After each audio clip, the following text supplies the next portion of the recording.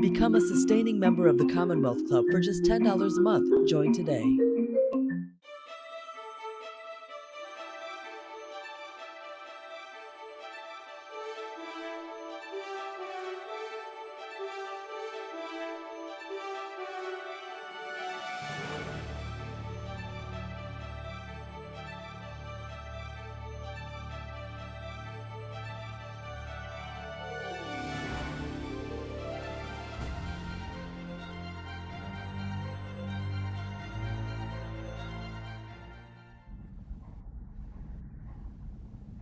Hello, everyone, and welcome to today's virtual program at the Commonwealth Club of California. My name is Melissa Murray. I'm the Frederick I. and Grace Stokes Professor of Law at New York University, and I'm a co-host of Strict Scrutiny, a podcast about the Supreme Court and legal culture. I'm delighted to be here today to moderate this good lit program. And I'm especially pleased to be joined by New York Times columnist Charles Blow to discuss his recent book, The Devil You Know, a Black Power Manifesto. His work is succinct, counterintuitive, and an impassioned corrective to the myths that for too long have governed our thinking about race and geography in America. Drawing on both political observations and his own personal experiences as a Black son of the South, Charles sets out to offer a call to action through which Black people can finally achieve equality on their own terms. So we have a lot to discuss in this next hour, and I'd like to hear your questions too. So if you are watching along with us, please put your questions in the text chat on YouTube, and we'll get to them later in the program. But first, please join me in welcoming Charles Blow to the Commonwealth Club. Thank you. Charles, thanks for being here. Thank you for having me. So let's get right into it. Your last book, Fire Shut Up in My Bones, was a memoir, and now it is perhaps and probably an opera that is enjoying rave reviews at the New York Metropolitan Opera. But this more recent book takes an entirely different approach. It is self-consciously styled as a Black Power manifesto. Before we get into the specifics of your proposal, can I ask what prompted you to write this? I don't know if there was a moment where I can say this was the moment where I decided to write this book. But, I spent years talking to and interviewing and writing columns about families that had lost loved ones to police violence. And it was very tiring, and it had a psychological, spiritual toll that it takes on me. And I wasn't the person losing the family member, but just being in such close proximity, seeing it up close. And so that part of me just said, this can't be a thing. We can't have a sorority of sorrow among all these women who talk to each other all the time because there's so many of them. I had heard Harry Belafonte at a speech he gave at the Ford Foundation years ago saying, we're the revolutionary thinkers. And that stuck with me because I kept thinking, maybe I'm not being provocative enough, or maybe I'm not thinking big enough about what I'm doing here, and what I have a platform that's really big. And am I using it well enough? I remember that this idea of young white hippies moving to Vermont came into my consciousness around the time that a book was published about it. And I wish I could remember the name of the author because I'd like to give the author's credit, but I don't remember her name right now. But she wrote about how, this thing had started just as some college kids at Yale, who in the Yale Law Review wrote a kind of manifesto that basically said, if you want a real power, you have to take over a state because the states have a lot of the power. And another writer, more prominent writer, picked it up, wrote it in Playboy, Take Over Vermont. And all these young white kids packed up their things and moved to Vermont. And it was enough. It wasn't enough to take over the state, but it was enough to inject enough young energy into the state that they completely change it. Make it this liberal bastion. They basically changed it from Vermont from New Hampshire into Vermont. And so I thought, how brilliant is that? There's nothing preventing you from doing this. You can decide that you want access to state power. And you can just move wherever you want if you're so inclined. And I thought and black people have already done this before. We've packed up in mass and moved somewhere.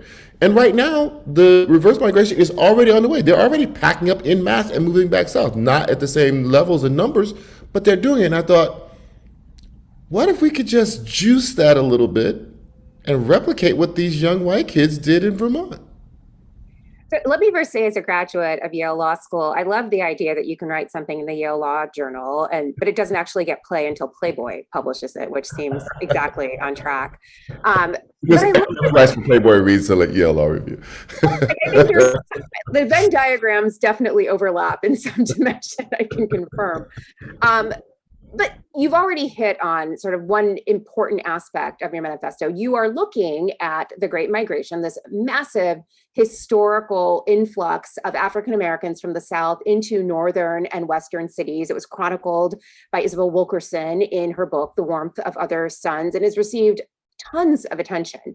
But as you note, the reception that many African Americans found when they left the South for the North and the West was not what the hippies found when they decided to repopulate Vermont.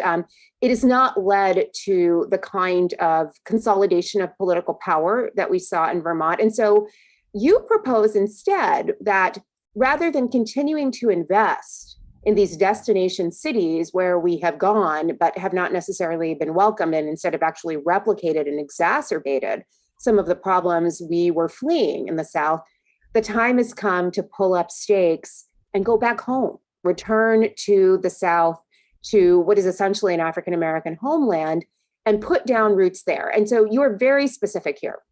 It's not just anywhere in the South. You have a specific geographical line that you think is really important. So can you highlight what exactly this proposal is for remigrating to the South and establishing a base of Black political power there? Absolutely. So at the end of the Civil War, 3 southern states were majority Black: Louisiana, Mississippi, and South Carolina. Another 3 were within 2 percentage points of being majority Black. Florida was within 4 percentage points of being majority Black. So there's a bunch of very, very big ifs. But if Black people had not migrated, and we know why they did, and if you had still gotten the Voting Rights Act, and if people voted pretty much the same way they do now, politics would look completely different. You could have Black people being either the majority controlling interest or the lead part of coalitions that controlled up to 90 electoral votes. That would be more than California and New York State combined. If they voted the same way that they vote now, you wouldn't have had a Republican Republican president for the last, maybe Reagan, for the last 50 years. And that would completely have changed the complexion of the Supreme Court. State power is incredibly important in a place called the United States. It's called the United States for a reason, because half of the power is reserved for the states. In fact, the Constitution says that any power that they did not even delineate in the Constitution is reserved for the states. If we didn't write it down, that's for the states. And so a lot of the things that Black people care the most about when you talk to when they answer surveys, criminal justice, largely a state issue.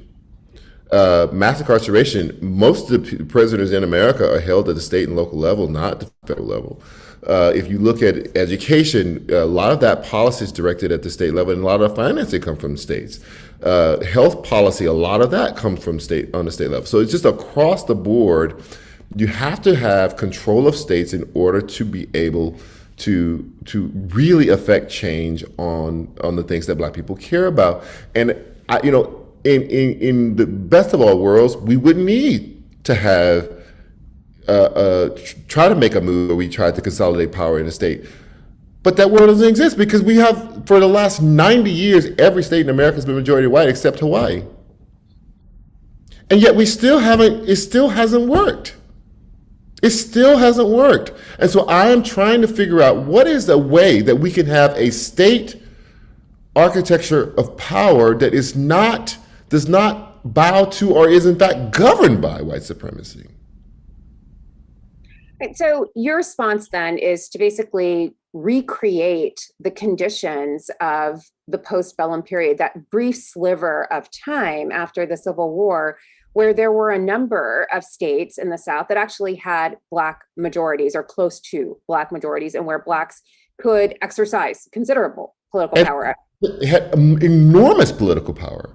The voting population of Mississippi was overwhelmingly Black. It was 60% Black and 40% white. In 1870, which was the first election after the end of the Civil War in South Carolina, Black Republicans won 3 of the 4 congressional seats. Like, they had incredible power. And that's what freaked everybody out. With that in mind, recognizing that the spate of racial violence that we saw in the redemption period, that in turn prompts the massive migration of African Americans from the South to the North and the West, is a response to the fears of political consolidation and an expression of Black power.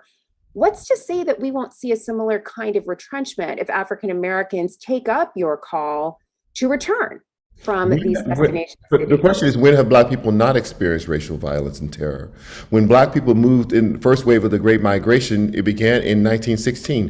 In 1919 was Red Summer, which was a direct response to Black people moving to the North and West into those cities. And it happened in those northern and western cities to a large degree. So, all fair. So I'm with you on this history, but I'm also a Black woman who fled the South as a high school student. I grew up in Florida and immediately left for college and never went back. Have lived in destination cities for my entire life. What is it about the destination city that, one, is so appealing, but also is a little bit crippling for African Americans? Like, what is the allure of the destination cities in the North or the destination cities back in the South? Well, the destination cities in the North and the West that we have fled to, and why don't the attractions of those cities actually cash out for us?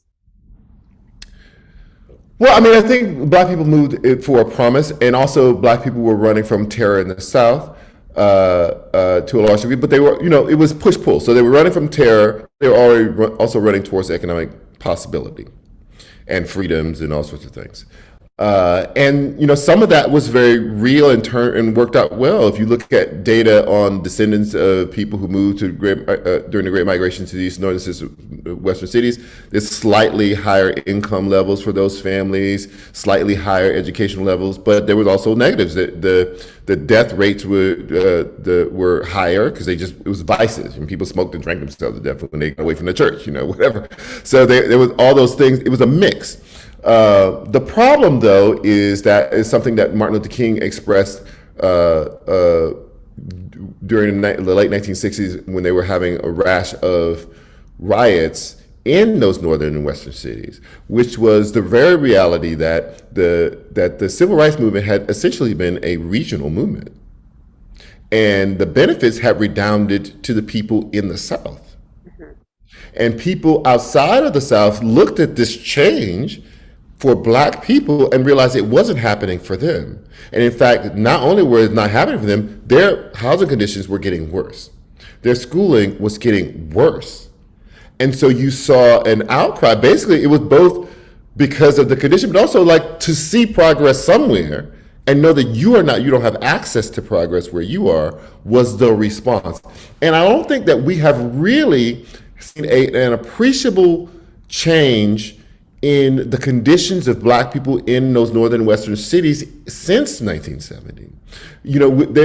We see a rising amount of income inequality, including within the Black community.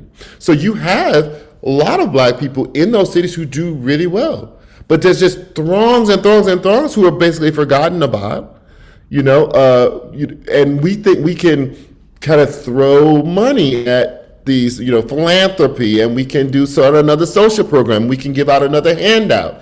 That's not how you solve that issue, because that issue is rooted in a white supremacy and an anti-Blackness. And until you deal with that, you can't solve that. You can only solve your guilt, right? You can only solve your feelings of feeling bad about it, but it doesn't solve the underlying problem. And I think that a lot of young people now have gotten to the point where they're just like, I'm done with this. And that's what we're seeing. Well, okay, so there is a paradox here to a certain degree.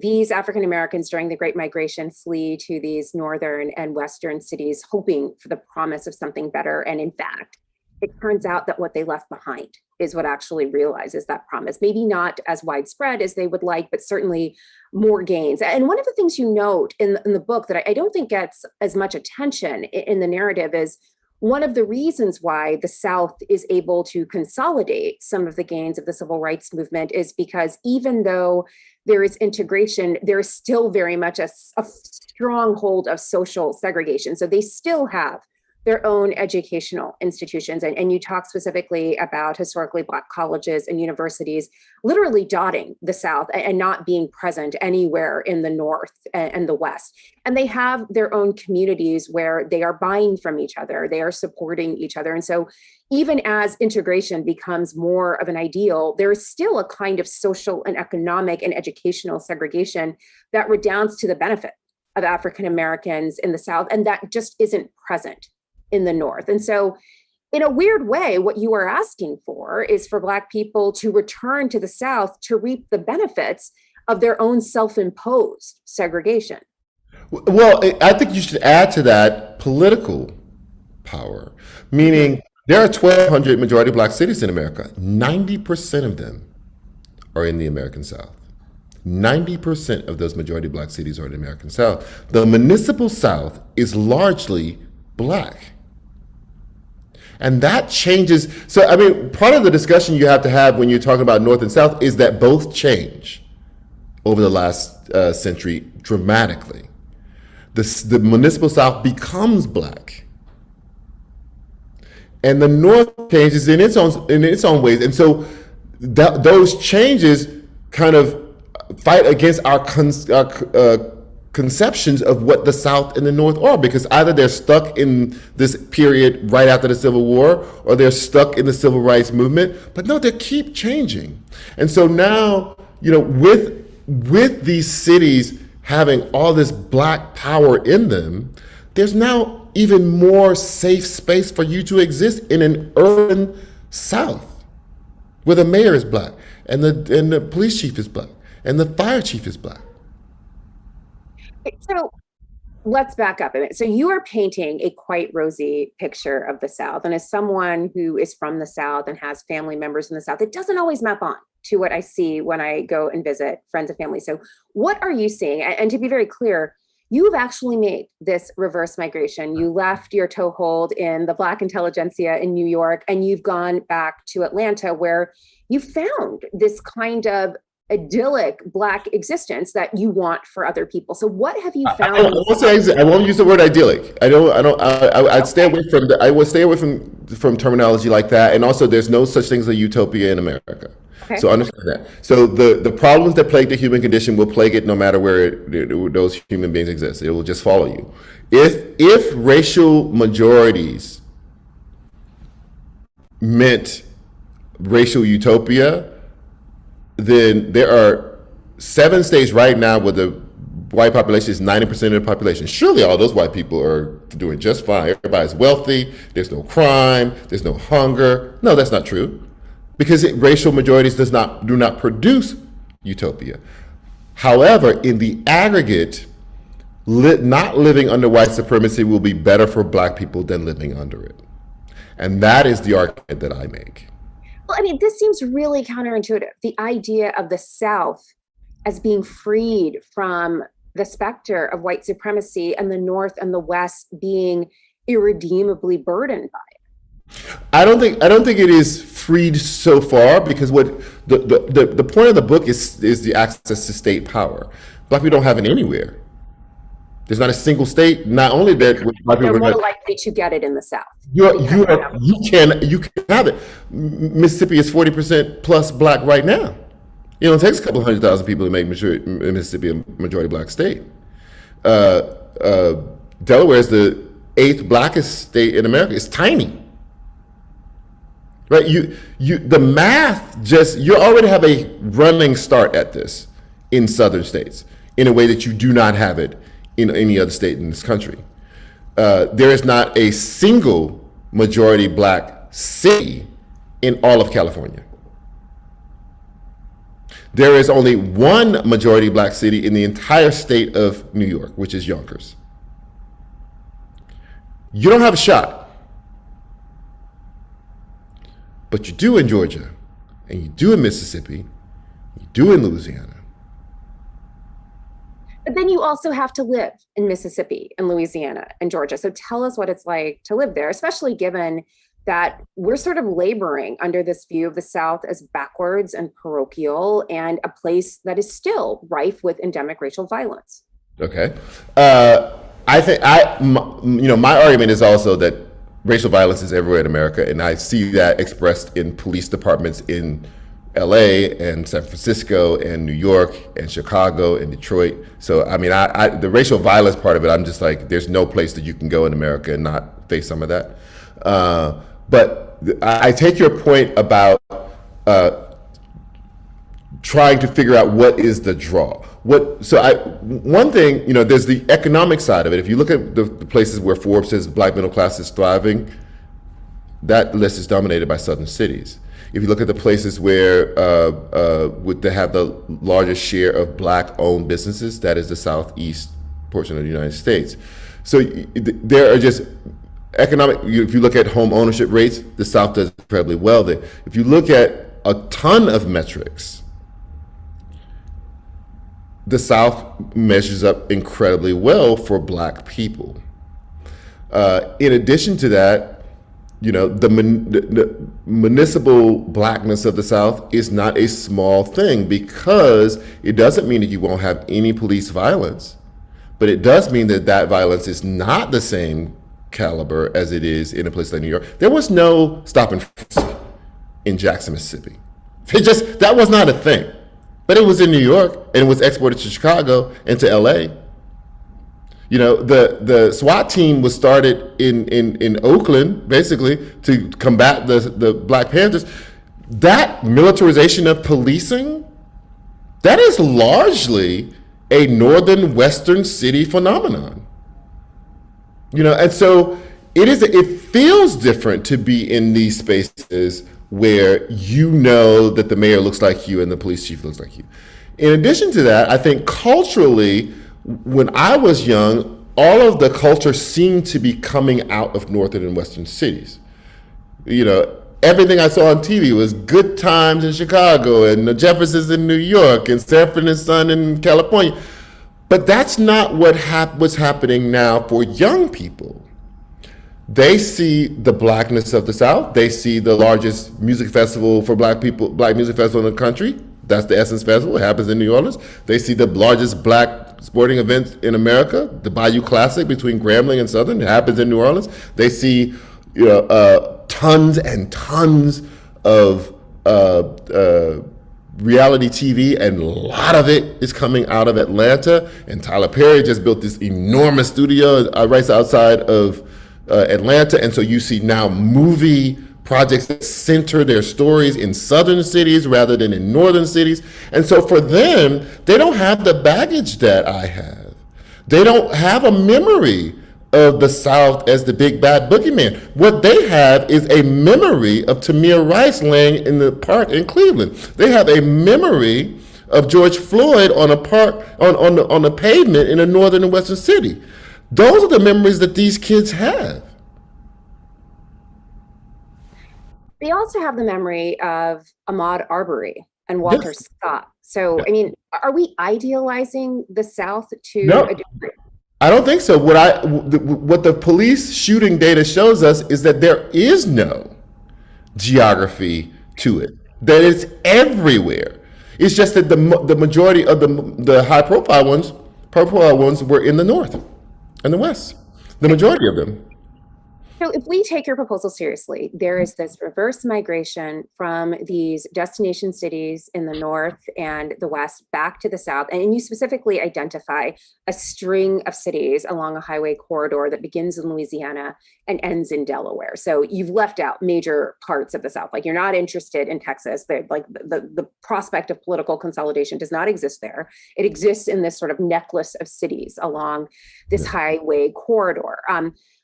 One of the things you note as proof of concept is the enormous success that Stacey Abrams had with her new Georgia coalition in the course of the November 2020 election. And your point is, if all we had was just what was in Atlanta in that period of time, and we were able to basically flip Georgia blue and take 2 Senate seats, imagine what could be done if there was a concerted effort to actually bring back Black people back to Atlanta. But Stacey Abrams also notes here that high voter participation, like the sort that she engendered in Atlanta and Georgia, means that more people are willing to try to vote, to change the political calculus. But it doesn't mean that they will necessarily succeed. And she's noted that in the face of that record voter participation, especially record Black voter participation, we have seen outsized efforts to again suppress the vote. So what's to say that we don't all come back to the South, and instead what we are met with is not the racial violence of the redemption period, but instead the kind of political violence that keeps people from the ballot boxes, that changes the laws, that empower state legislatures so that we cannot exercise the franchise in a way that helps us consolidate political power. What's to say that this all doesn't blow up spectacularly in another sort of response and reaction to the fears of Black power? Well, I'll say 2 things to that. Number one, that I'm proposing is a revolutionary act. There's no such thing as revolution without resistance. So if anybody thinks it's going to be easy, then stay where you are, because it's not going to be easy, and no one ever is going to hand over power just because somebody shows up and says that we deserve it. So that's not going to happen. You're going to see massive resistance, which is what you saw the first time that Black people out of the blue had majorities in these cities. Massive resistance. You're always going to have massive resistance when you are on the precipice, on the verge of getting massive Black power in this country. So after you have to decide whether you want it or not. Well, there's some meaningful differences here. So again, let me push back as a lawyer who talks and thinks about the Supreme Court entirely too much. In the 1960s, when this kind of power is being consolidated in the South, you actually had a court that was somewhat receptive to it, or at least willing to uphold some of the legislative gains that produced and fueled the consolidation of Black power in those places. Now we have a Supreme Court that I think it is fair to say is absolutely hostile to the prospect of minority rights, especially in the political arena. Where are the bulwarks that are going to keep this train on the tracks when it inevitably meets the resistance that we all understand is going to come?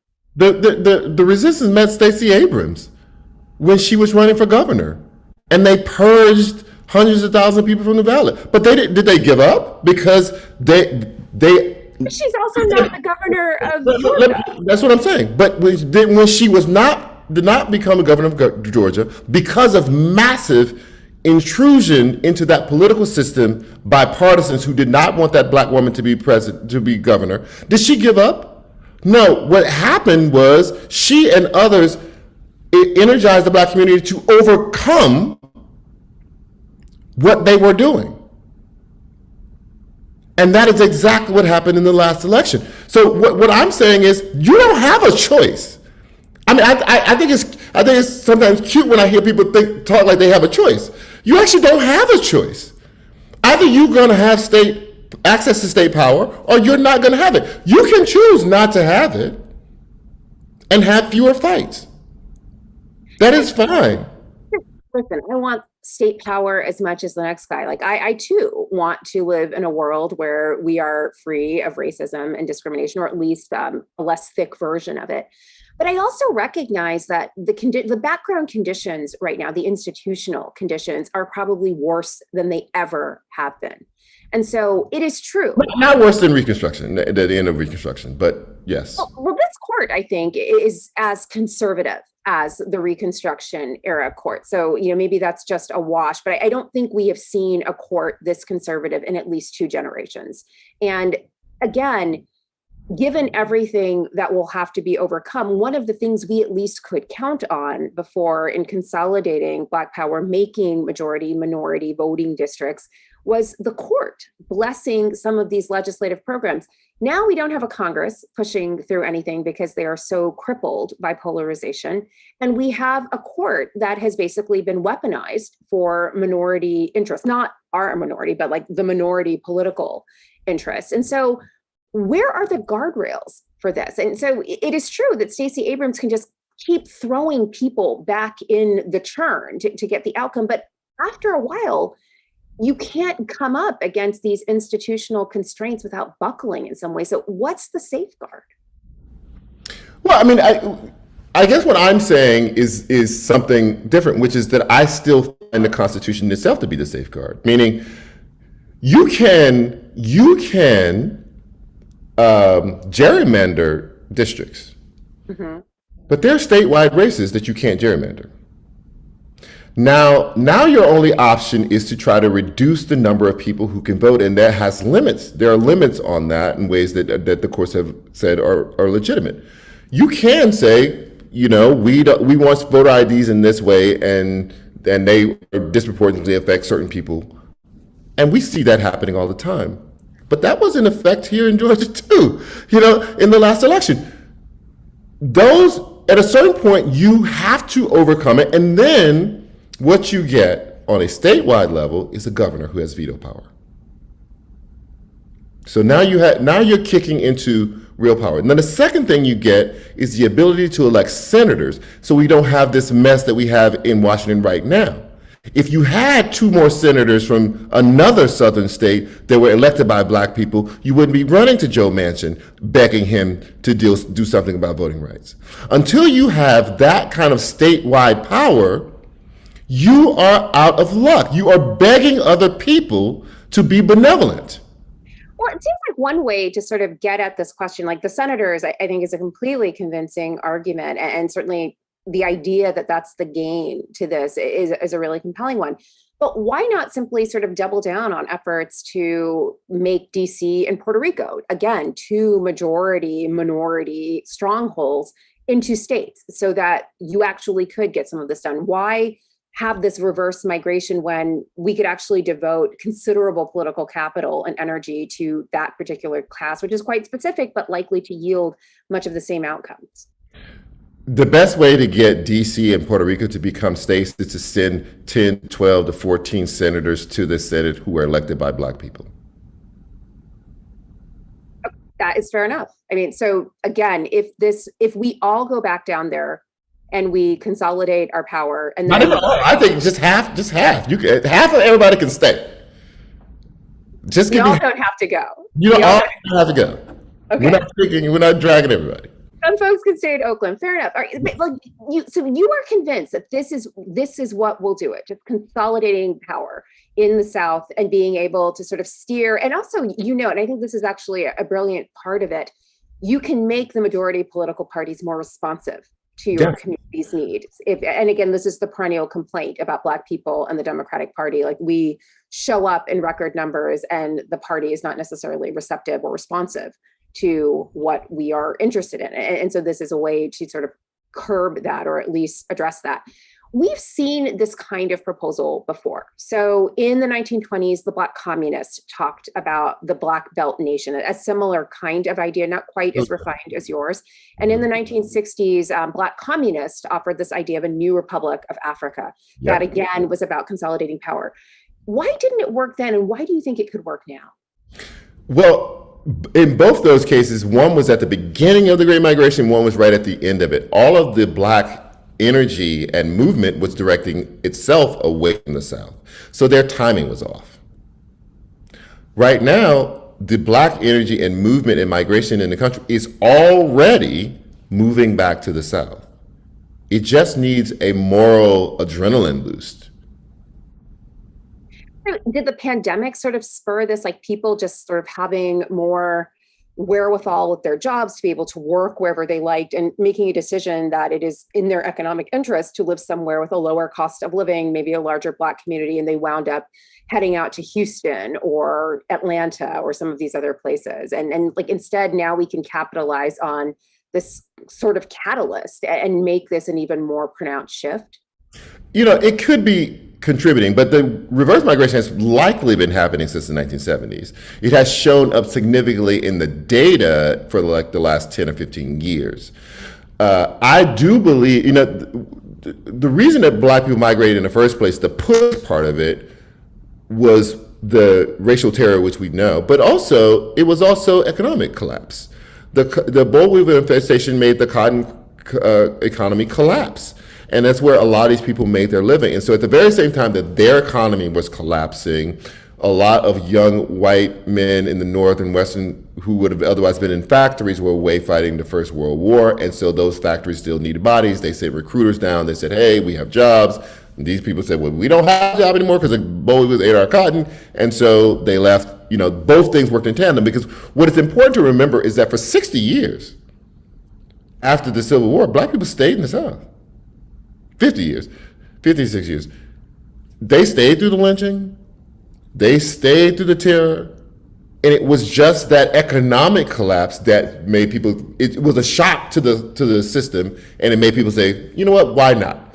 I think that could happen with the pandemic. I just don't know. And I don't think any of us will know until we get further enough out for people to be able to look at data and see what happened. Speaking of the pandemic and what we saw during the pandemic, we saw perhaps the most pronounced outpouring of public attention and outrage over racial violence in the summer of 2020. But you're somewhat critical of this sort of protest politics in the book. At one point, you note that this particular outpouring of outrage seemed to have been prompted by a kind of cabin fever racial consciousness. Like we were all stuck in the house trying to avoid COVID, and we're forced to be confronted with these images of racial violence. And that is what catalyzed this incredible outpouring of interest in the question of racial justice. Is there a place for protest politics in your manifesto, or is this really just a question of numbers and consolidating political power? Is there any room for the kind of emotional outcry that we saw around George Floyd? In the best of all worlds, you wouldn't need the outcry. Right? Protesting is not necessarily a demonstration of power. It is underscoring a lack of power, because what you're doing is appealing to and demanding of actual power to respond to you, because you had the power, you wouldn't have the protests. You just do it. If you actually had the power to change the criminal justice, you just do it. You don't. So you have to put pressure on the people who do. Right? So what I'm challenging people to do is imagine a world in which you actually had the power. Right, so the protest in this telling is not actually an expression of anything useful, but rather symptomatic of the broader political malaise. Like you don't have the power. I think protests are great for bringing people together. There's a common energy. People realize they're not alone in their thoughts. They commune. There's a lot that happens in protests that I think is positive for people to see.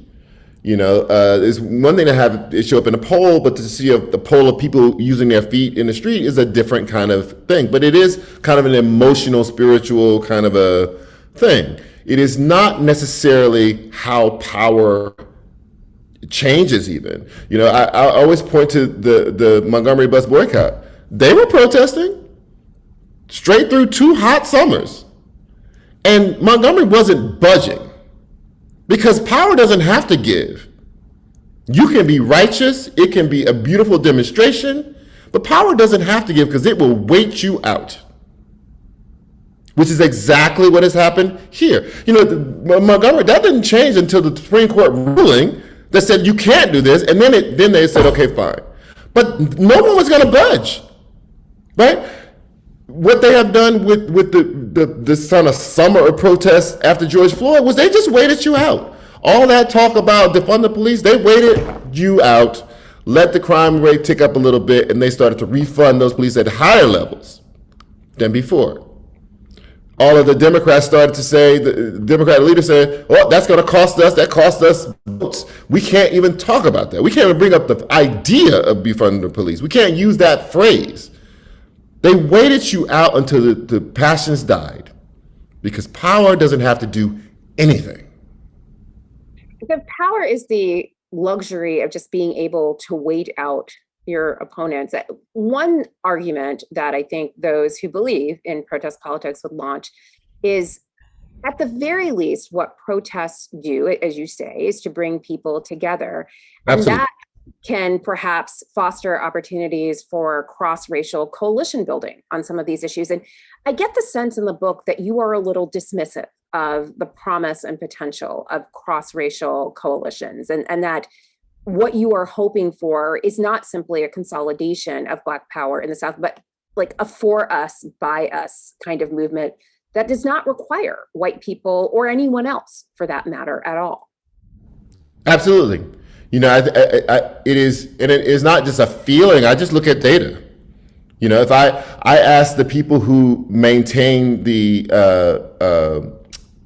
implicit bias project, they've done hundreds of thousands of these racial implicit bias tests. They measure one thing on the racial part of it: pro-white, anti-Black bias. What they found was everyone had a majority, every racial group, majority pro-white, anti-Black bias. Even a third of Black people had a pro-white, anti-Black bias. So that's not my feeling about it. That's what the data say about how people actually believe, what they actually believe on the core of them, not what they say to me. When I look at the data on how people actually vote, in 2016, a third of Hispanics and a third of Asians all voted for Donald Trump. That was after he said the Mexicans were all rapists. That was after he said Islam hates us. After all of it, they still. And then in this last election, still voted for him after all that he had done for those 4 years. And what the New York Times analysis found was that his support actually surged in immigrant communities. That has nothing to do with my feeling. I look at the data. So what the data shows me is that there are limits to coalitions. What the data show me is that white supremacy can be aspirational, even for people who are not white. What the data shows me is that anti-Blackness is an infection that is problematic throughout the world, because it is hard to find a society outside of Africa where people look differently and the darker people are not assigned the lower caste. So I always say, take me out of it. It's not about how I feel about it. It's about what the data show me. And so the idea of cross-racial coalitions, we may not even dismantle white supremacy, and in fact may generate a kind of light supremacy. I worry significantly about that. So if I look out to 2055, Hispanics will be twice the population of Black people. For the very first time, Asian will be more. There'll be more Asians in America than Black people. That's in general perfectly fine, great. Make the country more of a melting pot of different races. That's great. But if you continue to vote a third of you for someone who is an out and out racist, then just by the numbers, twice the population plus another group of people who are more than the Black population, just the 30% of you are voting for the racist is more than all the Black voters. If you take these demographic trends seriously, it's not simply that we are sort of changing in terms of the demographic character of the country. We may actually be creating entirely new classes of individuals who see themselves as superior to African Americans. And that suggests that it's kind of go time for this manifesto. Like, it's now or never. It's now or never. In the next few decades, 7 southwestern states will be majority Hispanic, not majority brown and minority Hispanic. They can send whoever they want to the Senate if they decide to vote as a bloc, and they should. Hawaii will remain majority Asian, South Pacific Islander. They should send whoever they want, and they should. The Rockies, Oregon down into the Rockies will remain majority white. They can send whoever they want, and they should. Many of the states on the East Coast will either be some combination of majority white, majority minority. There's not a single state on that map, no matter how far you go out, where you're projected to have a state that's majority black. Now, you can say that's okay with you, and if you say, then don't listen to what I'm saying. But if you think that black people should also be into this prospect of having a state where they control the state politics, then you have to do something. It's that simple. So we could go on about this, but the chat is literally filling up with questions from the audience. I want to make sure that they have their voices heard as well. So I think I already know the answer to this one, but I'd like to hear it in your words. One listener notes that in your book, you include a quote from Whitney Young about the definition of Black power. In your view, what's the most important aspect of Black power? Well, I think self-determination is what I am after. And when I say Black power, I just want the power to get rid of the architecture of anti-Blackness and white supremacy. I don't need the Black people to elect every person who gets elected to be Black. I just need you to be accountable to Black people as you are accountable to everybody else today. And we don't have that kind of accountability because we can't deliver a state.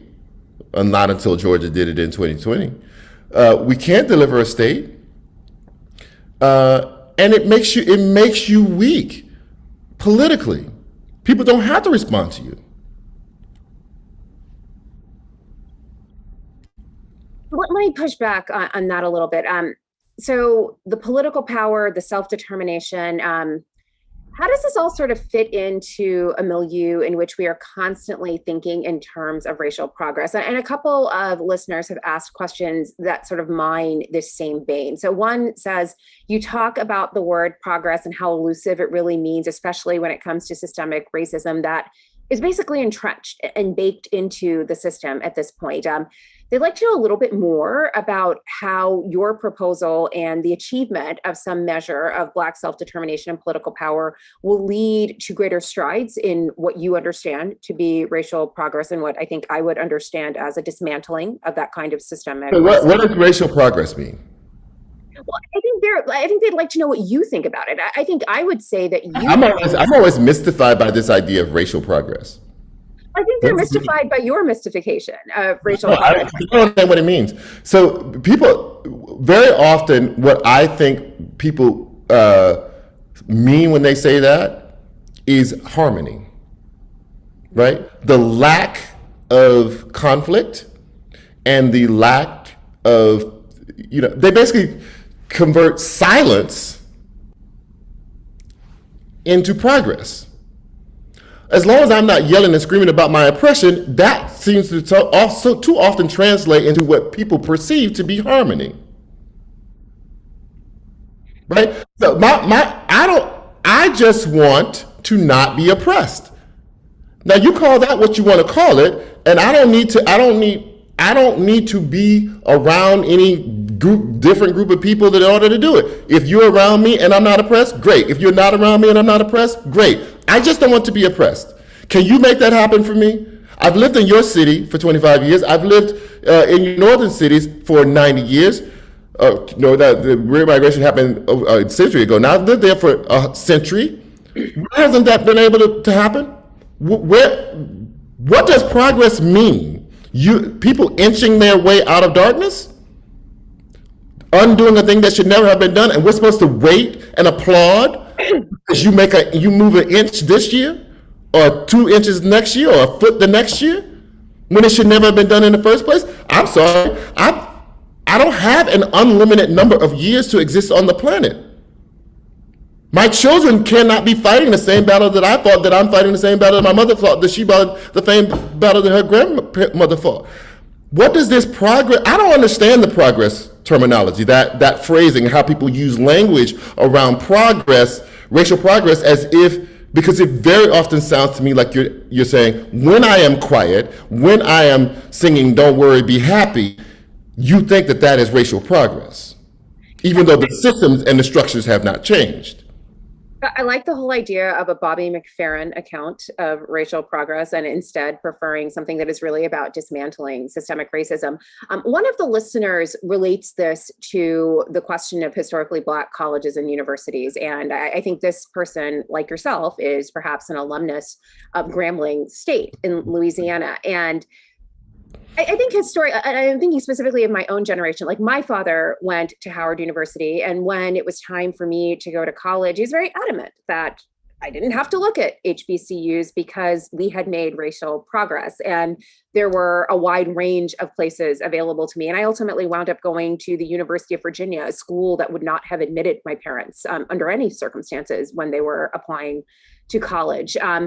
Now, though, I think the pendulum has swung back. And again, for a lot of the reasons that you suggest, that despite the sort of integrative ideal, our children are not necessarily finding these predominantly white institutions to be spaces that are centered or organized around them. And so, again, in the interest of not being oppressed, of not grappling every day with that kind of systemic racism, many of them are doing what you did, which is to turn to the HBCUs, which also, I think, drives them back to the South. So can you say a little bit about the force of that logic and the idea of like sort of going back to an institution that is predominantly minority is its own form of progress?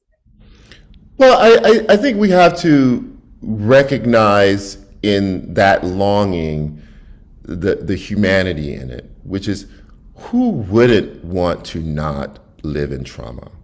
And a lot of these young people feel like they are living in trauma when they have to be the one only in the class and the one or the 3 or 4, and they barely see anybody who looks like them when they walk across campus, and they have to form a Black student union because they don't feel comfortable in the regular student union. They have to form a Black housing situation so that they can at least debrief and breathe at night and not have to suffer what they feel like it's suffering. I've talked to a lot of these schools, they feel like it's suffering. And I look at them like, why would you do this? Like, why? Like, you're young and brilliant. Like, people should be fighting to be in your presence rather than you fighting to feel like you belong in theirs. Like, I don't understand it. And my own kids went through this, and I thought, what did I just do? And I still think about it, and I have misgivings about, they went to very racially mixed school, but it just kept getting whiter and whiter and whiter the whole time they were there because the neighborhood got gentrifying. I thought we were just signing up to this, everybody goes to this school and nobody cares about anything, and that it just didn't work out that way. This was in Brooklyn. And then I was a single dad, and New York City schools are just a mess. So the twins were going to middle school, and the oldest one was going to high school, and all that I was worried about is you don't have any control over which school they select. You take all the tests and they start placing. And I'm thinking, I could have 3 children sprinkled across New York. How in the hell can I pick these children up after school, let alone, I'm not letting them on a train across Brooklyn at 11 years old. So I ended up trying to find private schools just because there's no way I could do it. Mm-hmm. And then I just thought, what did I just do? I'm on the Parents of Color committee because we had to have a separate parenting committee. And they had, Prep School Negro was a movie we had to watch, because my brain as a person who grew up in a majority of Black town, went to a school that was founded as right in the wake of the Civil War to educate the kids, formerly enslaved people, and that still sits on that spot of earth to this day. It just was beyond me. And I had never even thought, race was removed from my educational environments, from all of my educational experience. that black school to a predominantly black college. So, if you ran for freshman class president and you lost, it's not because you black. Everybody's black. We don't like you. Like that's what it was. So you remove that, and people could just breathe, and they came out of that. I felt like I came out of it stronger. I may not have the greatest education. Nobody on the faculty might have won a Nobel Peace Prize, but everybody on the faculty encouraged me to do everything I could imagine. If I could dream it up, they would encourage me to do it. And that had its own value later in my life. And to see my kids struggle with identity and feeling like they belonged was hard to watch. And so now I can understand young people wanting not to have that be their entire educational experience. It also seems like it's not simply about the educational experience, but about this larger ideal that banding together as a community creates a kind of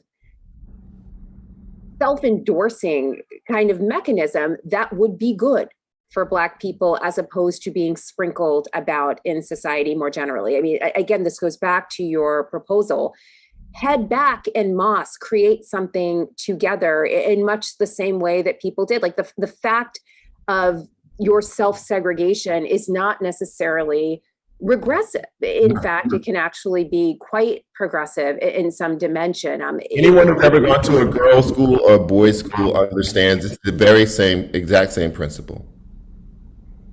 No, my husband went to Morehouse, a boys' school a man's school that also has the same HBCU mission. As one of the things I was actually very curious about in the book, in our final couple of minutes, is you seem pretty disdainful of contemporary Black intellectuals who, as you say, deliver beautiful meditations and blistering orations, but don't actually get much done beyond ingratiating themselves to a self-flagellating white audience. So one, name some names. You mentioned, I want you to spill the tea on this. You note the divide between Booker T. Washington and W.E.B. Du Bois.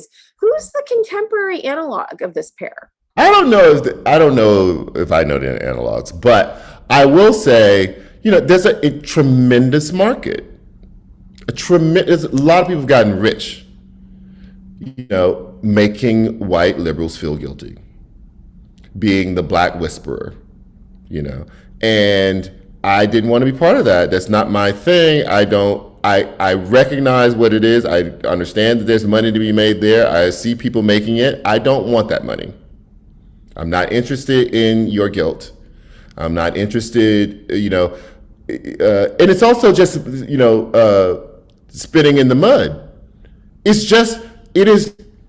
I found another phrase, another catchword that I can use to describe the thing that somebody else described 200 years ago. I don't understand what the constant enlightenment, the cyclical enlightenment does. Oh, this person, that's so clever. They added a different context to the same thing that somebody's been writing. Those books have existed forever. I need a solution. And it doesn't run through white people's guilt.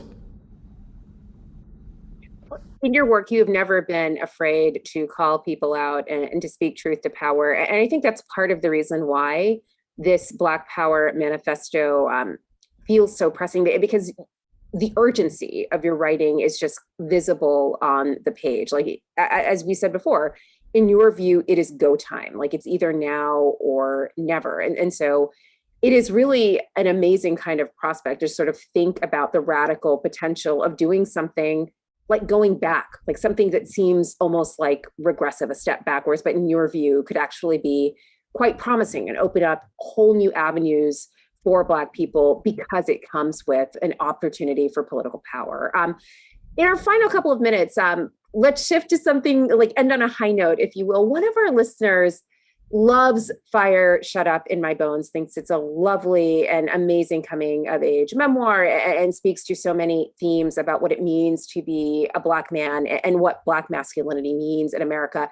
And this listener would like to know, What is it like to see your work on stage and turned into an opera, a form of art that hasn't always been super receptive to the prospect of Black art, with the exception of Porgy and Bess? I like to um, appreciate it as another art, that something that a creation of Terrence and Cassie and Camille, the choreographer. But it is also important for people to understand that I lived, that's my life. It's not a story I made up. So that's my life. I lived it. It was traumatic and lonely and hurtful. And I buried it. And I wrote about it in my 40s. I dug it up and wrote about it. And because I thought it would be helpful to other people, other kids who were experiencing the same thing that I did. And then I buried it again, and then they dug it up and they made an opera about it. And then I dug it up again and they brought it to the Met. But for me, it is very difficult and uncomfortable to stay in that. Part of me psychologically needs it to stay buried. And so I can appreciate it as a piece of art. And I hope that it is helpful for other people to see, particularly people who have struggled with the same things on a stage, and just know that they are seen. But I can't stay in it. I went to the opening. I went to the opening in St. Louis when they first commissioned it, and I didn't go back because I know this story, and it is not the most comfortable thing to see it dug up again and see it on the stage. So, given that it seems unlikely then that the Black Power Manifesto is going to make it to the opera stage, although I think the circumstances of that retreatment might be quite different. I can hear the songs now. All involve this. But what is next for you? I mean, you've had such a remarkable career, and what is your life like in Atlanta, and how is it generative to this craft of observation and putting your thoughts to paper every day? How has that shifted in your life? I moved in the middle of a pandemic, so it's very hard to even know anything right now. But a writer's life is very solitary. And you go out, you do your interviews, you go out, observe the world, and then you come back and you have to write alone and quiet. So, I'm not exactly sure what the impact will be. I do know that, the cadence of my writing is Southern already, and being just listening to language in the South reminds me of things. And so that informs just the way the sound of the writing. I don't know, what was the other part of your question? What comes next? I mean, I will say, I noticed there's a kind of languidness to your words in this book that is different from the New York work. I have projects, but you can never talk about anything until it's done, so I can't talk about anything. But they're projects. This is very Hollywood. Are you sure you're not in a destination city doing all of this? Or are you doing this for Tyler Perry in Atlanta? No. I predict there's going to be a Charles Blow, Tyler Perry collaboration. That can only happen in the city that's too busy to hate. I don't know. Well, we'll see. Watch this space. So thank you so much today for this conversation, Charles. This is really fantastic. We have been discussing The Devil You Know, a Black Power Manifesto. It is a fantastic book. Will give you so much to think about, really make you truly rethink everything, including whether or not you need to live in New York City for one moment longer. So thank you to Charles Blow for giving us such a provocative and interesting read for these really serious times. We are also grateful to the Bernard Osher Foundation and Marcus Books in Oakland, California, and to you, of course, our audience, for listening and participating in this event. If you'd like to watch more programs or support the Commonwealth Club in making virtual programming, please visit commonwealthclub.org/events. I'm Melissa Murray from NYU, and thank you, and please stay safe. Thank you.